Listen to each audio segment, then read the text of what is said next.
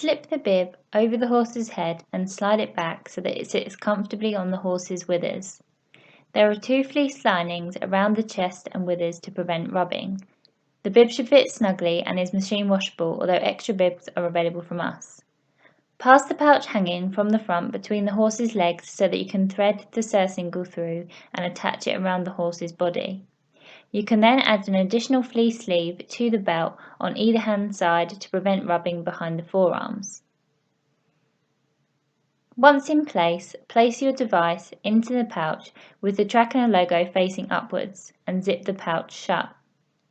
Please note, if you are using the heart rate belt, the sleeve can only be used on the right hand side, as otherwise it will cover the electrodes. The electrodes must touch the skin to get a good reading. If you are using the heart rate belt with your kit, this is how it should look when using the bib. You can wrap it around and fasten as demonstrated. For use during exercise, simply unravel it again to secure next to the girth. If you have any questions about how to assemble or wear the kit, please drop us a message and one of our support team will be in touch.